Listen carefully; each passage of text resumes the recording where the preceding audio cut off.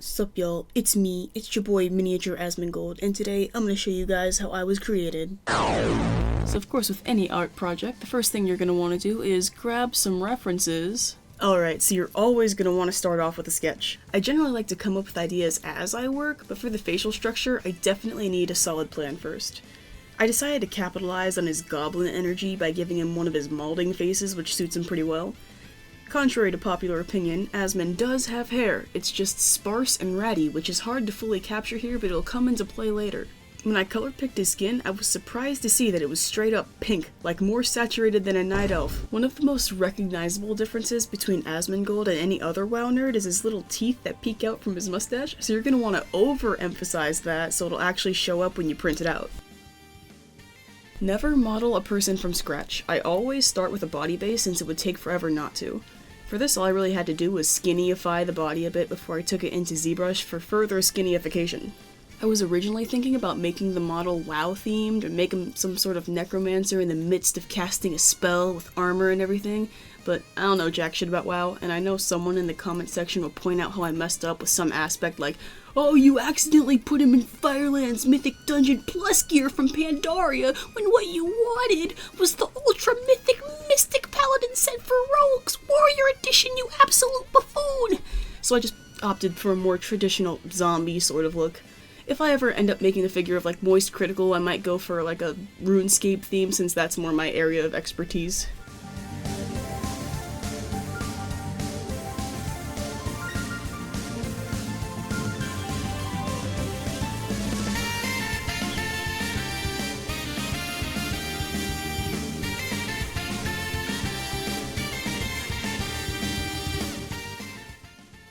Now, I know what you're thinking. Zora, why did you give him a crop top and a slutty little waistline? And for that, I do not have a true answer. The shirt I was originally making was short since it was meant to be tattered, but I don't think I'm physically capable of modeling a male waistline without yassifying it.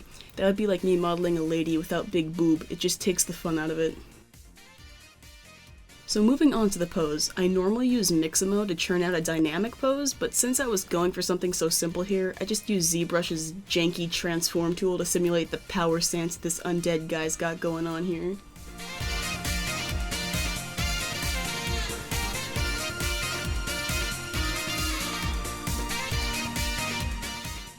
Okay, so I initially planned to just make a really simple base. It was just going to be a floor plane plus a desk and his monitors, but as you'll eventually see, I got pretty carried away.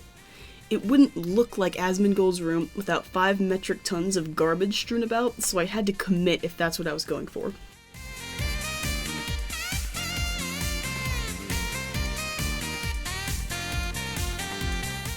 You can see that I'm attempting to make a chip variety pack and a fast food bag in ZBrush. I saw them in the image I'm referencing, thought they'd look good to add on to the sides of the base to break up the silhouette. Okay, now I know I said I'm not using Mixamo for this project, but I simply could not resist the urge to see the animations. Ooh, Roomba dancing. What the fuck? Ew, why does he look like that? What? No, what's wrong with his arms? Oh, his shadow looks like a frog. No, where's he going? Come back. Oh, here we go. Oh shit, he teleported.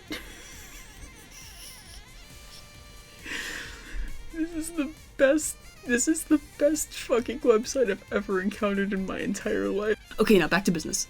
I took the figure into Cura, scaled it up to be large enough to lose as little detail as possible, and 22-hour print. I really wanted to make one of those smooth printing time lapses for you guys, but man, apparently my camera only records up to 30 minutes of video and then shuts off. Plus it has like a 1-hour battery life, so I was 100% occupied by it the entire time, and of course the print failed a few times, so I had to reprint certain parts and attach them later, which is no problem for me as I'm literally god at everything that I do, but it was still tedious.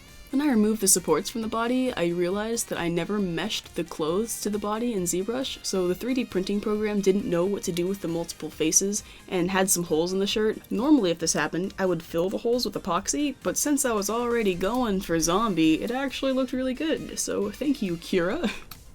Painting time everyone! Trying to be as accurate to life as possible, I painted his skin a sunburnt pink, despite the fact I don't think he's ever seen the sun for a prolonged period of time in his life. I painted his hair a bit darker than I wanted it to be in the end, since this is just going to be the base layer. Moving on to his face, my hands are shaking. Being someone who paints as often as I do with hands this unstable is already difficult, but I also was trying to hold my phone to record since my tripod had not yet come in the mail, so it was pretty janky. I think I managed to capture his likeness pretty well though. Plus, I gave him a 1,000-yard stare with bloodshot eyes from staring at screens in a dark room for so many years.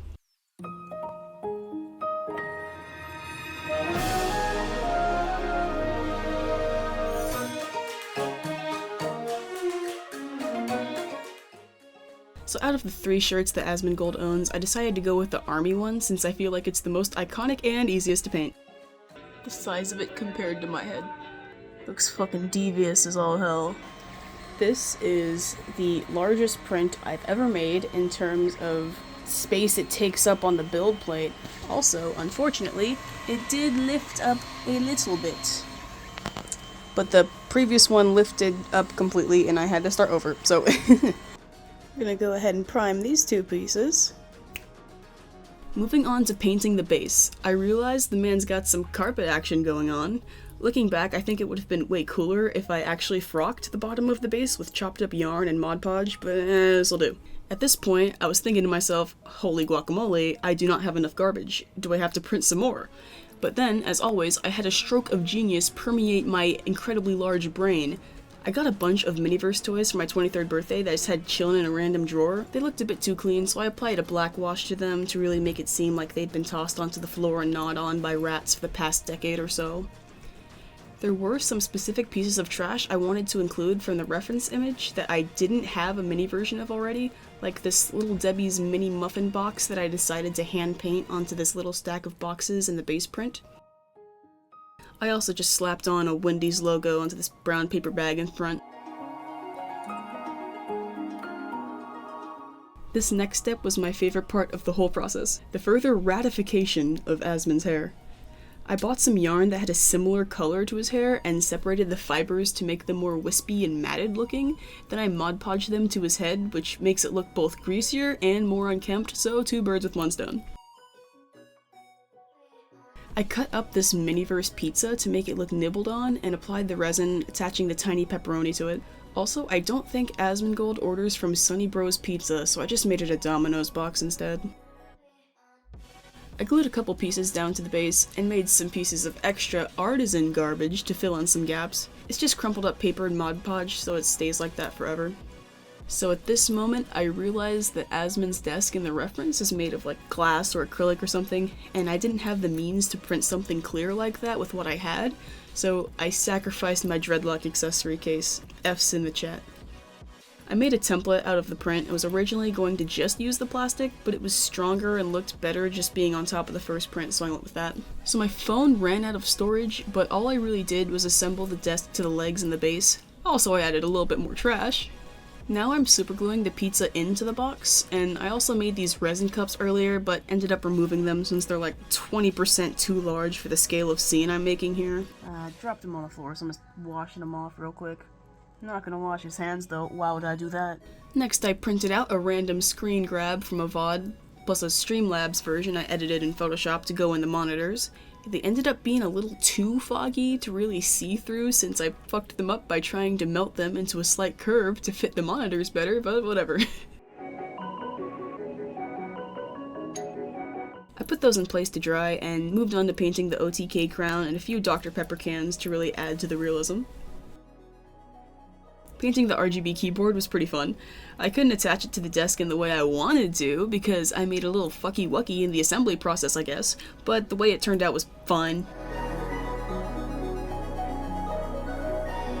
Next I tackled a small representation of the sheer amount of Coke cups this guy has just overtaking his living space. They were actually pretty fun to paint since there were quite a few varieties to choose from, and I think the In-N-Out one was my favorite.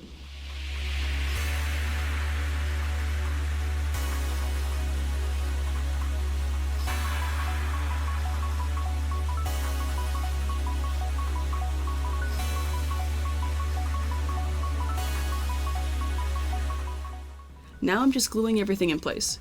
I couldn't really film it well due to my own lack of equipment, but I slowly extruded from my hot glue gun to make cables running from the monitors to the PC and painted them red, black, and silver to mimic bundles of cables intertwining. And now for the reveal.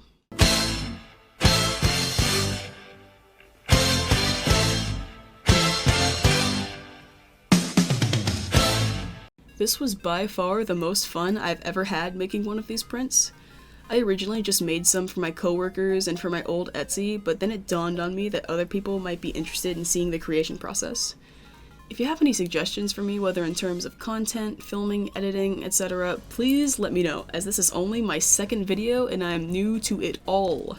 I have no idea what the fuck to do with this. This is an object that I own now.